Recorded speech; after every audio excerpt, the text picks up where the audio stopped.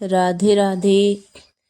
दोस्तों, देवी संध्या के कारण ही समस्त पुरुष जाति को मिला यह श्राप। आइए इस प्राचीन कथा के माध्यम से जानते हैं देवी संध्या ने पुरुष जाति को श्राप क्यों दिया था। दोस्तों, एक समय की बात है, देव ऋषि नारद भगवान शिव के दर्शन करने के उद्देश्य से कैलाश पर्वत पर जा रहे हैं। देवर्षि को आते देखकर भगवान शिव प्रसन्न होते हैं और कहते हैं, हे नारद, आज किस कारण से कैलाश पर तुम्हारा आगमन हुआ है।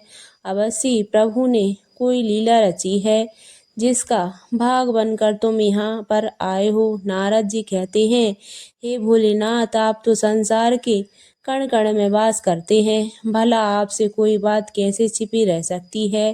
हे प्रभु, मन में आपके दर्शन करने की इच्छा हुई सो चला आया। आज मेरे मन में एक शंका निर्माण हो गई है, उसी का समाधान करने के उद्देश्य से आपके पास आया हूँ। कृपया मेरी इस शंका का समाधान कीजिए। भगवान शिव कहते हैं, हे नारद, तुम्हारे मन में जो भी शंका हो निसंकोच होकर पूछ लो, तुम्हारी हर शंका का समाधान किया जाएगा। अतः तुम्हारी जो भी शंका हो पूछ लो। देव ऋषि कहने लगे, हे दीनानाथ, आप परम दयालु और कृपालु हैं। अपने सभी भक्तों पर समान कृपा दृष्टि बनाए रखते हैं। भक्त के मन में क्या चल रहा है आप स्वयं ही जान लेते हैं और उसकी इच्छा को पूर्ण करते हैं। मेरे मन में जो शंका है उसे भी आप भली भांति जानते हैं। भगवान शिव कहते हैं, हे नारद, तुम्हारे मन में जो प्रश्न उठ रहा है उसे मैं अवश्य जानता हूँ, इसलिए आप पूछने में संकोच न करो। देव ऋषि कहते हैं, हे आप प्रभु, आज मैं आपके पास यह जानने के लिए आया हूँ, देवी संध्या ने कौन थी और उन्होंने समस्त पुरुष जाति को कौन सा श्राप दिया था। आज मैं आपके पास देवी संध्या का महत्व सुनने के लिए आया हूँ। भगवान शिव कहते हैं, हे नारद, आज तुमने उत्तम प्रश्न किया है जिसमें समस्त मानव जाति का कल्याण छिपा हुआ है। आज मैं तुम्हें देवी संध्या के जन्म की कथा सुनाता हूँ। इस कथा में तुम्हारे सभी प्रश्नों के उत्तर मिल जाएंगे। इसीलिए देवी संध्या के इस प्राचीन इतिहास को तुम ध्यान पूर्वक सुनो। इसका श्रवण करने मात्र से ही कोटि कोटि पाप क्षण भर में जलकर भस्म हो जाते हैं। देव ऋषि कहते हैं, हे प्रभु, मैं इस कथा को ध्यान से पूरा अवश्य सुनूंगा, कृपा करके आप मुझसे वह कथा कहें। फिर भगवान शिव देव ऋषि नारद को उस महान नारी संध्या की कथा सुनाना आरंभ करते हैं। हे नारद, जब सृष्टि का आरंभ हो रहा था तब सृष्टि के रचयिता ब्रह्मा जी कमल के आसन पर विराजमान होकर भगवान का ध्यान कर रहे थे। उसी समय उनके मन में सृष्टि का निर्माण करने की इच्छा जागृत हुई। तब सबसे पहले उनके मन से विचार करने पर एक त्रिभुवन सुंदरी कन्या का जन्म हुआ। वह कन्या अत्यंत सुंदर और मनमोहिनी थी। मन से उत्पन्न होने के कारण वह ब्रह्मा की मानस कन्या हुई। ब्रह्मा जी उस समय ध्यान कर रहे थे और ध्यान करते समय वह कन्या उत्पन्न हुई, इसलिए उसका नाम संध्या हुआ। जब ब्रह्मा जी ने उस अत्यंत सुंदर स्त्री की ओर देखा तो कुछ क्षणों के लिए ब्रह्मा जी का मन विचलित हो गया। उसका मनमोहक रूप देखकर ब्रह्मा जी मोहित हो गए और उनके मन में काम भाव जागृत हुआ। ब्रह्मा जी की ऐसी कुपित दृष्टि पड़ते ही उस देवी का तेज नष्ट हो गया, जिससे वह देवी संध्या बहुत दुखी हो गई और उस स्थान को छोड़कर चली गई। हे नारद, ब्रह्मा जी के मन में किसी भी प्रकार का विकार उत्पन्न नहीं हो सकता, किंतु प्रभु की लीला तो देखिए। उन्होंने अपनी लीला दिखाने के लिए ब्रह्मा जी के मन में विकार डाल दिया। उसी विकार के कारण ब्रह्मा जी के मन में कुछ क्षणों के लिए काम भाव उत्पन्न हो गया। प्रभु की ऐसी लीला रचने के पीछे समस्त मानव जाति का कल्याण छिपा हुआ था। इसीलिए अब तुम प्रभु की इस विचित्र लीला को ध्यान से सुनो। ब्रह्मा जी का ऐसा व्यवहार से देवी संध्या अत्यंत दुखी होकर चंद्रभाग पर्वत पर ध्यान करने के लिए चली गईं। वहां जाकर उसके मन में इस बात की चिंता सताने लगी कि मैं तपस्या किसकी करूं, किस भगवान की आराधना करूं। इसी विचार से वह पृथ्वी लोक पर ब्रह लोहित नाम के सरोवर के पास चली गई और वहीं खड़ी हो गई। फिर महर्षि वशिष्ठ उस स्थान से गुजर रहे थे तो उन्होंने देवी संध्या को सरोवर के पास खड़ा हुआ देखा। देवी संध्या को अकेले उस स्थान पर देखकर महर्षि वशिष्ठ उनके पास चले गए और पूछने लगे, भद्रे, तुम कौन हो? किसकी पुत्री हो? इस भयंकर वन में किस लिए घूम रही हो? कोई गोपनीय बात ना हो तो अवश्य तुम्हारा उद्देश्य बताओ। तब देवी संध्या ने उनके साथ जो हुआ था वह बताया। कहा कि हे मुनीश्वर, इस पर्वत पर तपस्या करने के उद्देश्य से आई हूँ। कृपया आप मुझे बताइए कि मैं किसकी तपस्या करूं। अब इस दोष से कौन मुक्ति दिलाएगा तथा तपस्या कैसे करनी चाहिए? कृपालु मुझे उद्देश्य देकर अनुग्रहित कीजिए। संध्या की बात सुनकर महर्षि वशिष्ठ कहने लगे, देवी, तुम भगवान नारायण की तपस्या करो। ओम नमो नारायणाय नमः इस मंत्र का जाप करो। जब तक भगवान के दर्शन न हो तब तक इस मंत्र का जाप करती रहो। स्वच्छ वस्त्र पहनकर उत्साह और प्रेम के साथ इस नियम का पालन करो। मौन धारण करते हुए भगवान के नाम का जाप करो। तुम्हारी भक्ति से प्रसन्न होकर भगवान विष्णु तुम्हें अवश्य दर्शन देंगे। इसी प्रकार से महर्षि वशिष्ठ देवी संध्या का उपदेश देकर वहां से चले गए।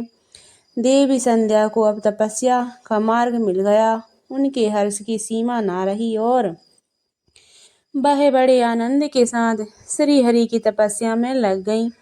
वह महर्षि के बताए हुए नियमों का पालन सावधानी से करने लगी। इस प्रकार सभी नियमों का पालन करते हुए देवी संध्या ने 4 युगों तक अपनी तपस्या चालू रखी। उसका व्रत तपस्या भगवान के प्रति श्रद्धा को देखकर सभी देवताओं को बड़ा आश्चर्य हुआ। भगवान विष्णु भी देवी संध्या की तपस्या से अत्यंत प्रसन्न हुए और फिर वे मनोहर चतुर्भुज रूप धारण करके उसके सामने प्रकट हुए और देवी संध्या से कहने लगे, हे देवी, उठ जाओ, मैं तुम्हारी भक्ति से अत्यंत प्रसन्न हूँ। भगवान विष्णु की मनोहर छवि देखकर देवी संध्या शीघ्रता से खड़ी हो गई। भगवान का वह रूप सैकड़ों सूर्य के समान तेजवान दिखाई पड़ रहा था। भगवान के ऐसे रूप को देखकर देवी संध्या स्तंभ हो गई। उसे समझ में नहीं आ रहा था कि वह क्या करे और क्या कहे। उसके मन में भगवान की स्तुति करने की अभिलाषा हुई कि वह भगवान के उस रूप को देखकर कुछ भी बोल नहीं पा रही थी। फिर भगवान विष्णु ने देवी संध्या की मनोदशा को जान लिया और उसे दिव्य ज्ञान, दिव्य दृष्टि तथा दिव्य वाणी प्रदान की। फिर देवी संध्या बड़े उत्साह से भगवान विष्णु की स्तुति करने लगी। उसके एक एक वाक्य में उसकी भक्ति और संपन्न दिखाई पड़ रहा था। तपस्या के कारण संध्या का शरीर अत्यंत क्षीण और कमजोर हो गया था। तब भगवान ने अपनी अमृतम दृष्टि डालकर उसके शरीर को हष्ट पुष्ट बना दिया और मधुर वचन में उससे कहने लगे, भद्रे, तुम्हारी तपस्या से मैं अत्यंत प्रसन्न हूँ। तुम अपनी इच्छा से अनुसार वर मांग लो। फिर देवी संध्या ने कहा, हे प्रभु, यदि आप मुझ पर प्रसन्न हैं तो मुझे वरदान देकर अनुग्रहित करना चाहते हैं। मैं पहला यह वर मांगती हूँ कि संसार में जितने भी प्राणी हैं, पैदा होते ही उनके मन में काम का विकार उत्पन्न न हो। दूसरा वर मैं यह मांगती हूँ कि मेरा पतिव्रता धर्म कभी खंडित न हो। और तीसरा वरदान मुझे यह दीजिए कि अपने पति के अलावा किसी अन्य पुरुष के प्रति मेरे मन में आसक्ति ना हो। जो भी पुरुष मेरी ओर काम भाव से देखे वह पुरुष नपुंसक हो जाए। फिर भगवान विष्णु ने वरदान देते हुए कहा, हे कल्याणी, आज तुमने संसार के कल्याण के लिए उत्तम वर मांगा है। इसीलिए आज से ही पैदा होने के बाद किसी भी प्राणी में काम वासना का भाव नहीं होगा। मनुष्य के शरीर की 4 अवस्थाएं होंगी, बाल्य, कौमार, यवन और जरा। मनुष्य को कौमार्य अवस्था के अंत में ही काम भाव का उदय होगा। तुम्हारी इस तपस्या से आज मैंने यह मर्यादा स्थित कर दी है। संसार में कोई भी प्राणी पैदा होते ही काम भावना से युक्त नहीं होगा। तुम्हारे सतीत्व की प्रशंसा तीनों लोकों में होगी और तुम्हारे पति के अलावा जो भी पुरुष तुम्हें काम की दृष्टि से देखेगा वह तुरंत ही नपुंसक हो जाएगा। तुम्हारे पति बड़े भाग्यवान, तपस्वी, सुंदर तथा तुम्हारे साथ 7 कल्पों तक जीवित रहने वाले होंगे। हे देवी, तुमने जो वर मांगे हैं मैंने प्रदान किए हैं। अब मैं तुम्हारे मन की बात कहता हूँ। पहले तुमने अग्नि में अपने शरीर को त्याग देने की प्रतिज्ञा की थी। यह प्रतिज्ञा तुम्हें इसलिए करनी पड़ी क्योंकि ब्रह्मा की दृष्टि पर तुम पर पड़ चुकी थी। निर्दोष होने पर भी तुम अपने शरीर को त्यागना चाहती हो। यहाँ से पास भी चंद्रभाग नदी है। उस नदी के तट पर महर्षि मेधातिथि एक ऐसा यज्ञ कर रहे हैं जो 12 वर्षों में पूर्ण होगा। उसी यज्ञ में तुम अपने शरीर का त्याग करके अपनी प्रतिज्ञा पूरी करो, किंतु तुम वहां पर ऐसे वेश में जाओ कि मुनियों की दृष्टि तुम्हारे ऊपर ना पड़े सके। मेरी कृपा से तुम अग्नि की पुत्री हो जाओगी। जिसे तुम अपना पति बनाना चाहती हो उसकी चिंतन करो। तुम उस अग्नि में अपना शरीर त्याग दो। इतना कहकर भगवान विष्णु ने अपने हाथ से देवी संध्या के मस्तक को स्पर्श किया। भगवान का स्पर्श होते ही देवी संध्या शरीर आटे का बन गया। भगवान ने ऐसा इसलिए किया क्योंकि मुनियों का वह यज्ञ संसार के कल्याण के लिए हो रहा था और उस अग्नि में मांस न गिरे और अग्नि देवी मांस भोजी बन जाए। तदंतर देवी अदृश्य होकर उस यज्ञ में स्थान पर गई।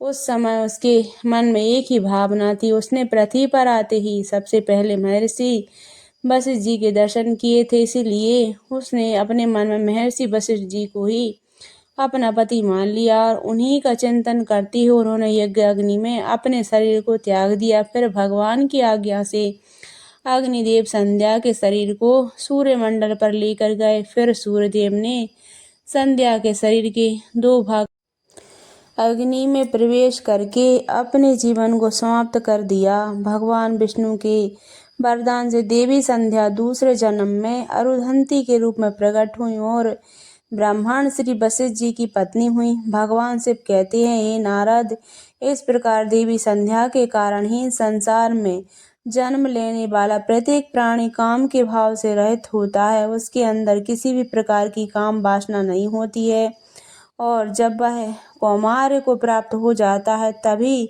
उसमें काम वासना उत्पन्न होती है। इस प्रकार से मैंने आपको देवी संध्या के जीवन का चरित्र सुना दिया। देव ऋषि कहने लगे, हे प्रभु, आपने देवी संध्या का चरित्र सुनाकर मुझ पर बड़ा उपकार किया है। देवी संध्या की कथा सुनकर मैं धन्य हुआ। आपका कोटि कोटि धन्यवाद। हे प्रभु, अब मैं इस कथा का तीनों लोकों में प्रचार करूंगा।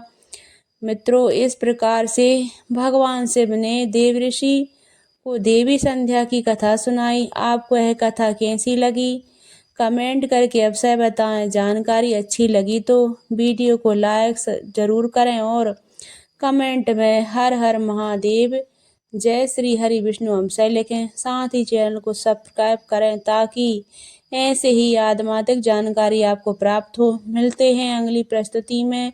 आज के लिए बस इतना ही। आप सभी का धन्यवाद। राधे राधे।